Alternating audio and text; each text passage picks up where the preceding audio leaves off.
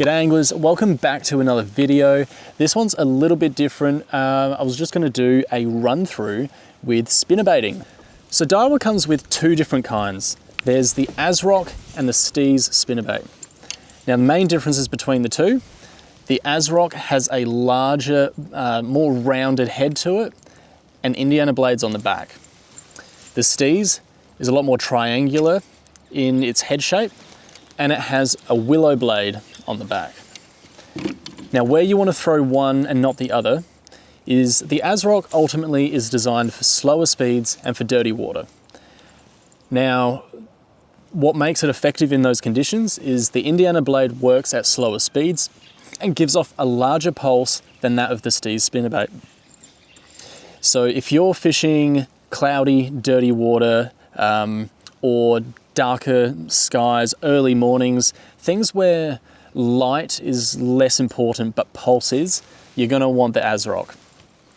Similarly, if you're fishing for species like say golden perch who sometimes don't want to go chase down the bait and a slower presentation is very good, this is also the one you're going to want to pick. Now what if you're fishing vertical structure like trees, fallen laydowns, things like that, cliff faces? Once again, the Asroc is the pick for this. Now the Steez Spinnerbait does a reasonable job on the drop, but the Asroc with its uniquely shaped head, on the fall, those blades just kick over and you don't even have to do anything to it. This one's the one I pick for that vertical presentation as well. However, the Steez absolutely has a place. These willow blades mean that you can work it at a faster pace. So if you want to be targeting fish that are really active and want to cover water really quickly, pick the Steez Spinnerbait. You can crank those things. I like a 7.1, 7.2 gear ratio bait caster, and that just allows you to cover water. Just cast it out, burn it across weed and flats and things like that. This one's very good for that, that approach. Speaking of weed beds, the head on it, like we said, was different to the Asroc. It's very thin. It's more triangular in shape, and this will pierce weed way better than the Asroc. If you're fishing weed beds and things like that, don't even bother with the Asroc. They foul up and catch up the blades on them as well, catch the weed. Whereas the willow blades and the narrow nose of the Steez cut right through it. If you are working it through and you catch the weed, you can pop that out, which is often a really good trigger for fish as well. So the last situation that I would probably use this one, the Steez, as opposed to the Asroc, is if the fish are a little bit more fussy, they don't want a large pulse. The willow blades don't give out as much of a pulse, so they're not as violent on, say, the fish's lateral line, and is a little bit more of a stealthy approach. Now, diving into blade colors. The blade color you want depends on the water clarity and the watercolor, as well as what you're trying to imitate. So let's start at one end of the spectrum. This one here, silver blades. Silver is the one you want to pick if you're fishing a lake, reservoir, something like that, where there's a lot of bait fish. Also, if you've got really clean water, as well as sunny conditions. So if you've got clear skies, clean water, and bait fish, silver is what you're going to want to pick. Silver will reflect the light a lot better in those conditions and draw fish further. Silver, and it's an excellent pick. However, let's say that you've got conditions like I've got today, where it's clean water, but the water is stained, so it kind of looks brown, or you've got tannin in the water. Just, you know, a little bit of clarity is lost, but you still have the sunny conditions. You're going to want a gold blade. So something like that one there. Some of them here have a combination of silver and gold, which, you know, you can use in those situations where you're blending between the two different scenarios. But for the most part, gold blades Gold blades like this one here, you want to be using them in that stained water. It's still kind of clean-ish. This will even work in dirty water as well with sunny conditions. But for the most part, if you're reducing clarity, switch over to a gold. Now we go into dirty water. Now for dirty water, I've got two preferences. On one hand, early season, bright colors do really well. The gold blade, like I just said, still works really well in dirty water, but you're gonna want a bit of sun. And this is actually my favorite color at the moment for this slightly dirty to more milky colored water, where you've got that bright orange blade on the front paired with a gold blade. So that is not only going to reflect the sunlight really well in the lower light conditions, but that bright blade on the front stands out like nothing else. So if visibility is an issue, the bright orange paired with a gold is an excellent choice.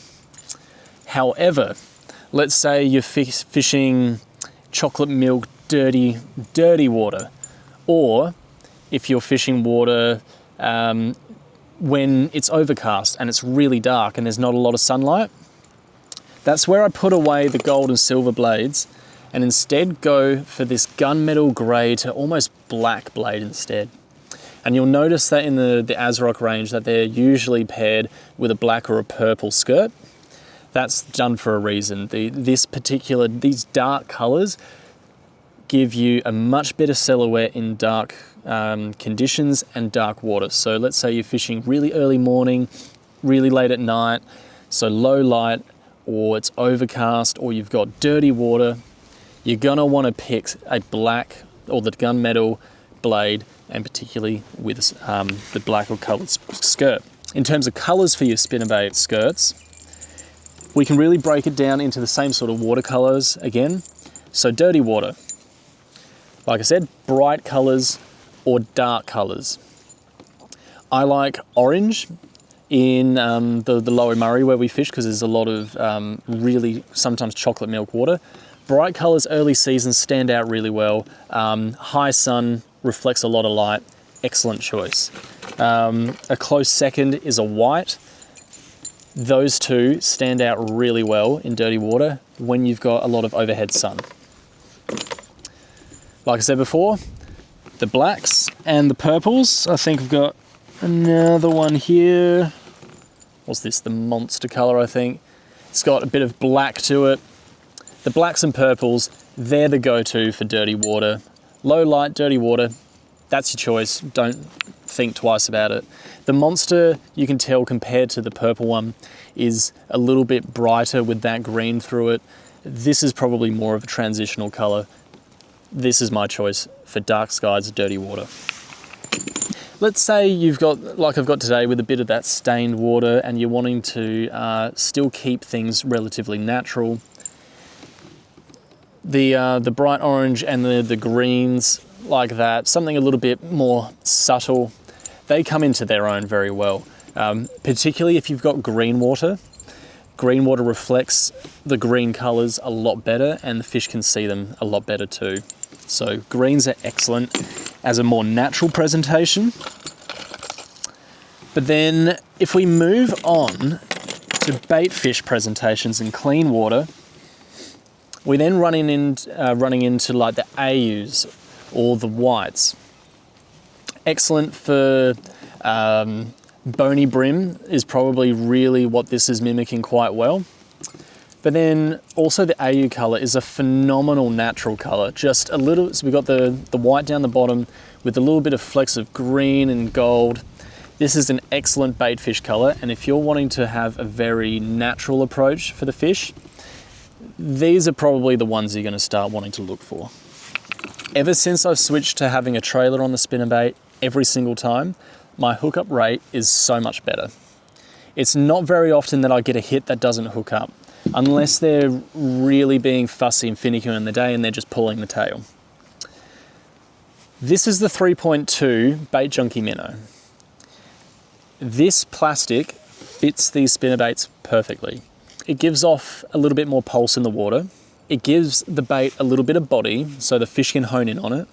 and that's why I believe that I have better hookup rates with a trailer. In regards to colors for your trailer, something more natural or subtle than the skirt is usually a good way to start.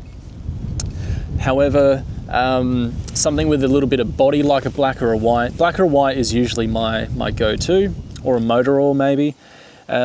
Those sorts of colors give a lot of body, like I said, a good silhouette to the spinnerbait, and then you rely on the skirt being that secondary color. So, for example, an AU would probably go very well with a more translucent color, something that's maybe even a very light gold, something with a lot of clarity through the plastic. Similarly, this one would also do very well having that type of color, but you could lean into the solid silhouette more with this and go a bright white. That way this one stands out a lot more, whereas this one's a bit more subtle. That's probably the right way to sort of approach it. Now, how do I fish a spinnerbait? As in, what gear should I throw it on? A fast action rod to a regular action rod, both of them work quite well. Fast action gives you a little bit better control over the spinnerbait, and it allows you to set the hooks a little bit better. In general, fast action rods seem to be the preference for most people. I have, however, recently been using a regular action rod. Now this one is the 722 MRB 23 Tatula. This is a regular action bait cast rod. The cast weight is 7 to 28 grams, which puts you perfectly in the range for all the weights of spinnerbaits that we've got. The reason I like the regular action a little bit more is, once again, it allows the fish to engulf the lure a lot better. It has a lot more flex and allows it to get pulled into the fish's mouth. It does have a lot of bend down the bottom, but is still faster than you would anticipate from most regular actions. This is why I have found this rod in particular to be pretty exceptional for chatterbaits, crankbaits, as well as spinnerbaits. If you're looking for a rod for freshwater that can do everything, this one's probably your pick, to be honest. In terms of mainline, you can use straight through fluorocarbon or braid. I prefer braid in most circumstances because it allows you to feel the blade moving under the water. That way, if it fouls up, you can reel it in, fix it up, and send it back. In general, braid is the way to go. Your thickness can depend on what you're fishing. The thinner you go, the easier it's going to be to fish deeper water. But if you go too thin, of course, you're risking breaking off in heavy cover.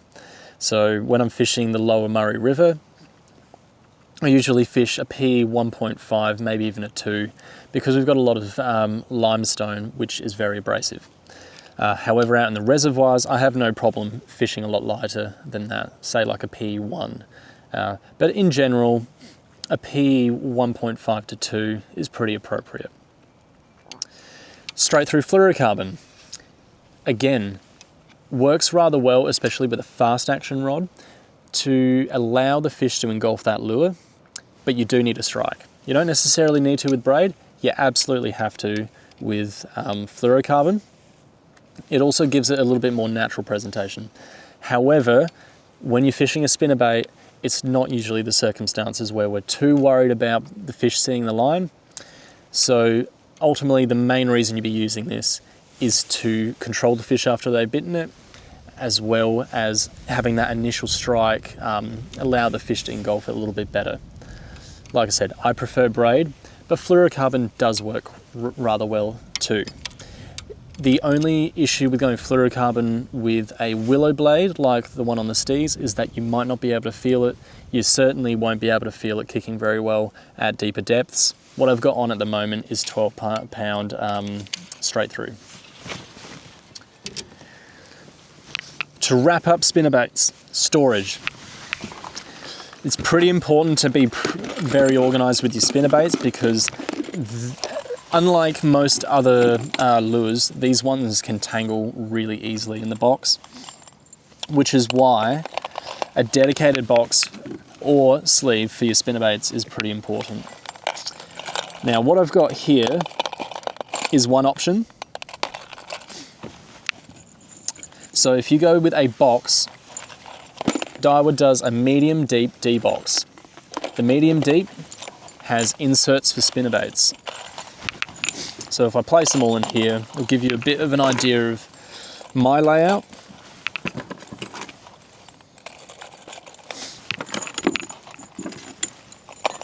All right. Medium deep D box. These dividers here all have spinnerbait slots. It keeps them all separated, no tangles, and you can organize them very clearly based on your weights and styles. I have my Steez Spinnerbaits across the top. I've got my Asrocs across the bottom here. As you can see, it keeps them tangle free. You can see every color. You can see every weight. It makes it super easy to grab and go exactly the spinnerbait you want. Another option are sleeves.